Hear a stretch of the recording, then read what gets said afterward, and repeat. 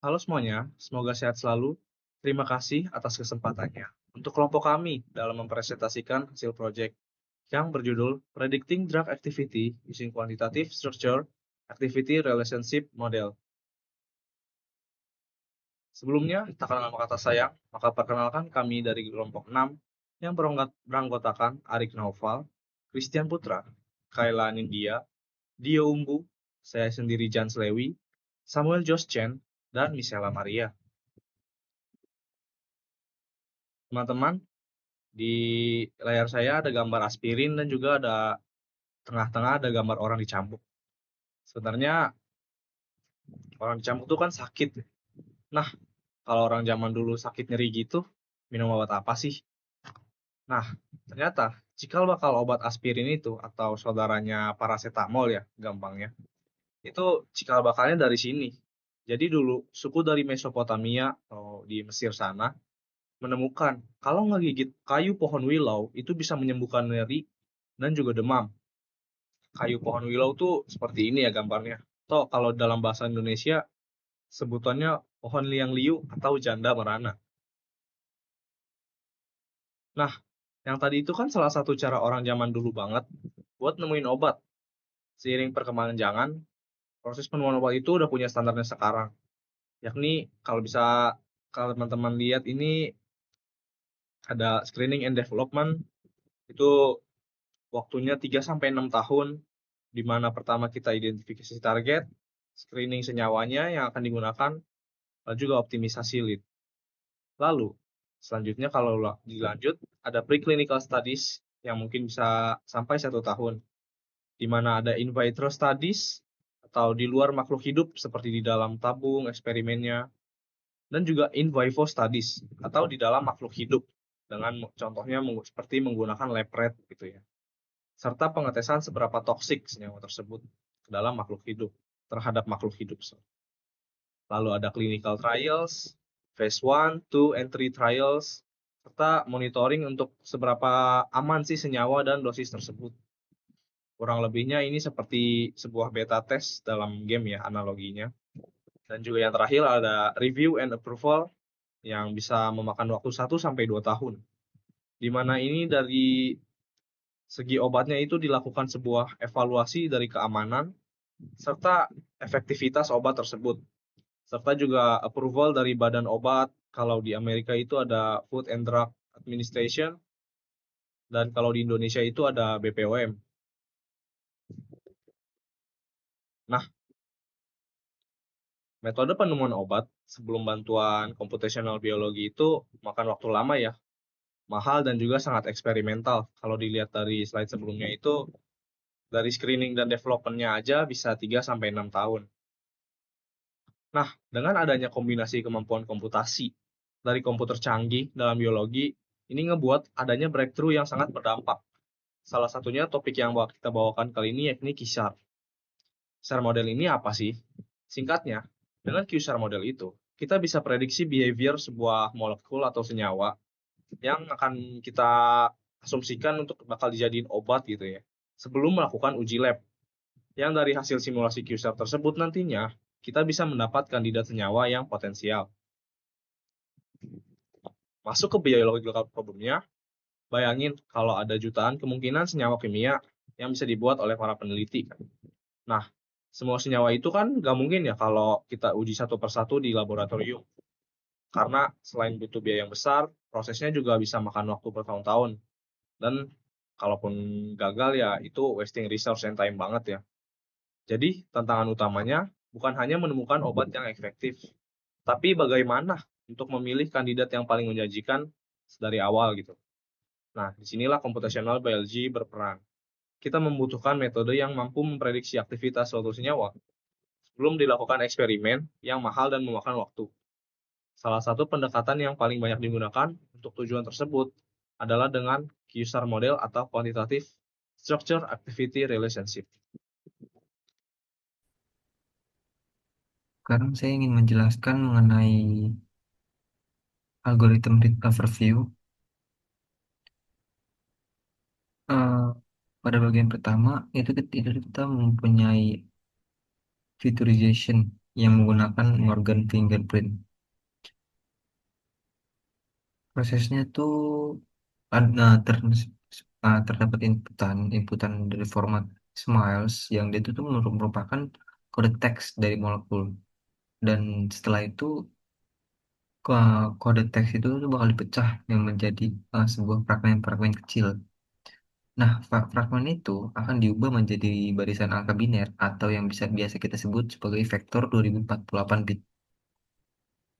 Terus yang kedua ini ada yang namanya multitask deep neural network. Deep neural network ini tuh dia arsitektur 4 layer dense neural network. Istimewa dari model ini adalah penggunaan arsitektur model arsitektur multitask learning. Dia itu berbeda dari model biasa yang hanya belajar pada satu tugas saja. Model multitask ini belajar mengenai pola toksisitas di banyak target reseptor secara bersamaan. Mengapa? Dikarenakan dengan belajar banyaknya tugas sekaligus, model bisa berbagi informasi antar tugas yang serupa, sehingga hasil prediksinya akan lebih jauh efisien dan akurat. Begitu saja, terima kasih. Oke, jadi masuk ke technical detail, saya bakal jelasin itu literally flow dari smart string pas input teksnya masuk sampai diproses jadi probabilitas toksisitas. Dimulai dari smart string ini itu pada dasarnya representasi teks dari struktur kimia sebuah molekul. Nah, yang kedua ada circular fingerprint. Dia fungsinya bakal mengkonversi si smart string ini jadi vektor biner 2048 bit. Kenapa gitu? Karena untuk diproses si smart string ini ke neural network, ini tuh cuma bisa nerima input angka sama yang size-nya itu konsisten, sedangkan smart string itu nggak memenuhi syarat tersebut. Jadi circular fingerprint itu fungsinya buat bikin size-nya jadi konsisten di vector biner 2048 bit. Bisa di table di bawah itu ada modelnya, itu kami pakai multitask classifier untuk neural network ini. Input size-nya 2048 bit. Terus ada hidden layers. Hidden layers itu ini apa? Ini tuh kayak kita tuh sengaja kecilin dari 2048 turun ke 1512 sampai tersisa 256. Kenapa kita kecilin? Karena kita tuh maksa modelnya nyari pattern penting dari 2048 bit ini yang apa sih, kayak bakal disaring gitu sampai dapat inti sarinya sampai sisa 256. Terus ada outputnya 12 tas, dropoutnya itu 30%. Dropout 30% ini literally di tiap hidden layer ini dia bakal ngedrop out 30%. Jadi kayak di sela-selanya gitu dia bakal matiin 30% neuronnya. Kenapa dimatiin gitu? Karena biar A-nya itu benar-benar mengenali semua pola molekulnya, bukan cuma ngafal datasetnya. Jadi kayak dari 2000 mau 1000 tuh di selanya bakal dimatiin 30% secara acak neuronnya. Terus eposnya 50, datasetnya tox 21, dan bawahnya itu ada 6258 senyawa. Oke, sekarang di evaluasi dan hasil prediksi. Sekarang kita masuk ke hasil evaluasi modelnya. Di tabel sebelah kiri kita bisa lihat langsung contoh hasil dari prediksi lengkapnya sama struktur gambar molekulnya. Misalnya untuk aspirin, model kita memprediksi nilainya 0,00, berarti non toksik. Sedangkan buat testosteron probabilitasnya itu 1,00, berarti toksik. Khususnya untuk SINRAR atau androgen receptor yang memang biologis konsisten karena testosteronnya memang berkaitan dengan reseptor itu. Terus untuk yang bagian kanannya ini, sebagai anak teknis itu kita harus jujur sama metrik performa kita tuh. Kalau dari table itu kita bisa lihat angka AUC-nya dan grafik di sebelah kanan itu. Di sini ada ISO pas kita tes sama data training, E-nya tuh nyaris sempurna. Training-nya tuh dapat 0,99, tapi yang bagian tes pakai data baru tuh nilainya tuh anjlok banget di 0,6 yang garis merahnya. Gap yang join itu udah mengindikasi kalau model kita itu mengalami overfitting. Model itu jago banget ngafalin data dari yang 6 ribuan senyawa tadi, tapi pas dicoba sama data yang baru itu masih kurang. Tapi ini tuh emang masalah data hangris kayak gini tuh wajar banget di ranah deep learning, dan soal limitasi ini bakal dibahas lebih dalam nanti bagian critical analysis. Oke, masuk ke tool demo bagian setup dan loading data loading. Jadi gue bakal nunjukin output nyata dari pipeline yang tadi gue jelasin. Ini tuh semua real output dari code yang gue jalan di VS Code pakai Deepchain 2.0, 2.8.0. Di screenshot pertama ini ada library yang berhasil diimport kayak Deepchain, PyTorch, RDKit, dan lain-lain. Screenshot kedua ada dataset Tox21 yang berhasil di load. Totalnya itu ada 6.258 senyawa buat training, 12 essay Tox dan 12 essay toksikologi yang bakal jadi target prediksi kita. Di screenshot ketiga ini output fiturisasi. Di sini kelihatan langsung bukti konkret yang tadi gue jelasin di technical details. Smart string yang panjangnya beda-beda berhasil dikonversi jadi vektor yang selalu sama ukurannya di 2048 bit. Terus di bagian hasil evaluasi dan prediksi, di sini bisa lihat screenshot EUC-nya. Ini output evaluasi setelah training 50 epoch. Train EUC itu dapat 0,99an, tes EUC itu dapat 0,64an gitu. Ini konsisten sama yang gue jelasin di technical details tadi. Nah, ini bisa lagi screenshot dari prediksinya.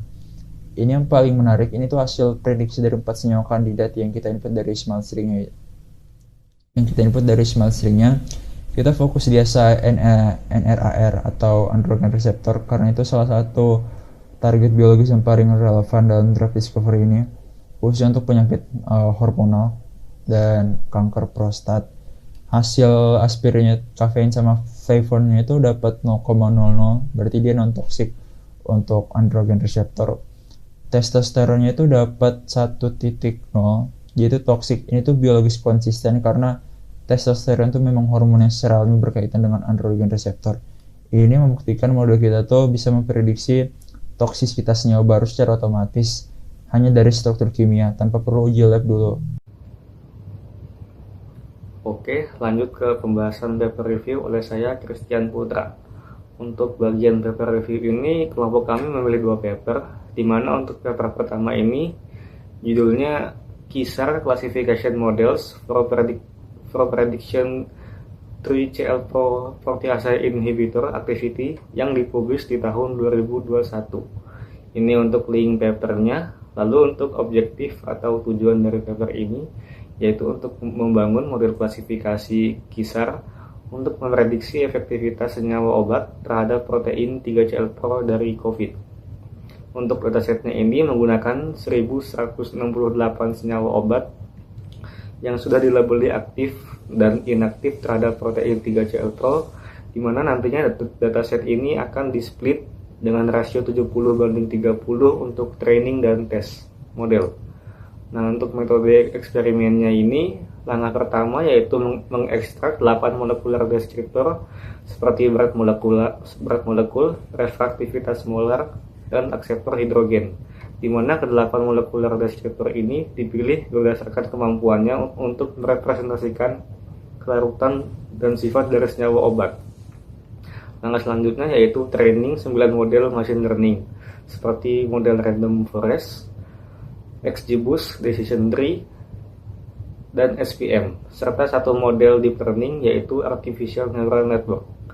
Nah, hasil trainingnya ini kemudian dievaluasi dengan parameter akurasi dan AUROC yang kemudian divalidasi silang dengan cross validation. Kemudian untuk key findingsnya sendiri, yang pertama, model random forest menjadi model terbaik dengan akurasi tertinggi yang mengungguli model machine learning maupun deep learning lainnya. Lalu yang kedua, hasil prediksi model-model ini menghasilkan 2 senyawa obat terbaik, yaitu senyawa lopinavir dengan energi binding sebesar minus 7,1 kilokalori per mol dan obat ritonavir sebesar minus 7,3 kilokalori per mol. Untuk limitation dari paper ini, yang pertama, eksperimen ini hanya menggunakan 8 molekular deskriptor sederhana, di mana ini tidak bisa merepresentasikan struktur senyawa secara menyeluruh. Untuk limitation yang kedua yaitu model ini hanya bersifat spesifik terhadap protein 3CL-Pro dari COVID, sehingga ini tidak bisa langsung diaplikasikan ke dalam protein-protein lainnya. Lanjut untuk paper yang kedua, ini judulnya Kisar Modeling Study of Novel Carbacetamide Series as Antitubercular Agent yang dipublish di tahun 2020. Ini untuk linknya. Untuk tujuan dan objektif dari paper ini adalah yang pertama, ingin membangun model regresi kisar untuk memprediksi efektivitas obat senyawa terhadap protein strain H37RV, bakteri penyebab tuberkulosis. Tujuan yang kedua yaitu ingin mengidentifikasi molekular deskriptor mana saja yang paling berpengaruh terhadap bakteri tuberkulosis ini. Untuk datasetnya yaitu menggunakan 35 obat senyawa sebagai agen antibakteri tuberkulosis, di mana seperti yang tadi juga akan di-split dengan rasio 70/30 untuk training dan testing model. Untuk metode pekerjaan eksperimen ini, langkah pertama yaitu mengoptimalisasi struktur senyawa dan mengekstrak 625 molekular deskriptor dari senyawa obat yang tadi. Lalu langkah kedua yaitu training model multilinear regression sebanyak 5 kali iterasi, di mana setiap masing-masing iterasi ini memiliki kombinasi molekular deskriptor yang berbeda-beda. Lalu hasil trainingnya nanti kemudian dievaluasi dan divalidasi dengan parameter R2 train, cross validation, dan R2 pre. Lalu untuk key findingsnya, yang pertama, model iterasi pertama ini menjadi model terbaik dengan performa prediksi tertinggi dibanding model iterasi lainnya. Lalu key findings yang kedua yaitu menemukan satu molekular deskriptor dengan kontribusi terbesar, yaitu molekular deskriptor MAR-S5P, dan dua molekular deskriptor dengan kontribusi terkecil atau bahkan nilainya negatif, yaitu ATSC4C dan ATSC3V. Kemudian untuk limitation dari paper ini adalah yang pertama, dataset yang digunakan itu masih terlalu kecil, yaitu hanya 35 senyawa obat, sehingga masih sangat berisiko terhadap overfitting. Lalu limitation yang kedua yaitu pendekatan multilinear regression ini belum mampu menangkap hubungan non-linear antara struktur molekul dan aktivitas biologis. Sekian, terima kasih. Ke pembahasan AI implementation oleh saya, Kaila Nindya. Di sini yang kita gunakan itu AI-nya adalah DeepGem, Cloud, dan ChatGPT. DeepGem itu sendiri adalah library Python khusus untuk drug discovery berbasis deep learning. Yang pertama itu perannya adalah membangun model QSR atau Quantitative Structure Activity Relationship. Yang kedua adalah featurisasi molekul. Yang ketiga itu adalah training multitask classifier. Terus abis itu yang keempat adalah evaluasi performa model dengan metrik ROC dan AUC. Lalu yang kelima adalah prediksi toksitas senyawa kandidat baru. Mungkin hasil pemaparan ini sudah dibahas oleh teman saya sebelumnya. Pada intinya, DeepGem ini oleh model QSR itu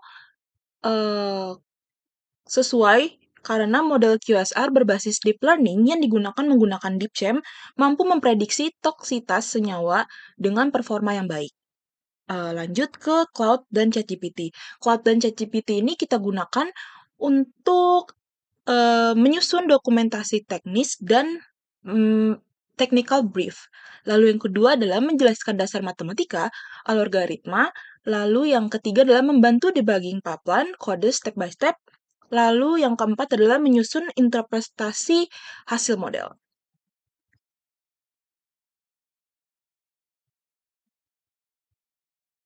Dari proyek akhir kami, dari hasil sisi model multi-text deep neural network, kami mampu memetakan tren toksisitas secara logis pada senyawa spesifik seperti testosteron. Namun, nilai tes AUC yang berada di angka 0,6489 menegaskan adanya overfitting yang kuat yang membatasi kemampuan generalisasinya pada senyawa baru. Selanjutnya dari nilai strategis, QSR ini tetap memiliki nilai fungsional yang tinggi dalam memangkas waktu fase awal penipisan obat dari metode tradisional tahunan menjadi simulasi in silico, instan untuk mempersempit jutaan kandidat senyawa.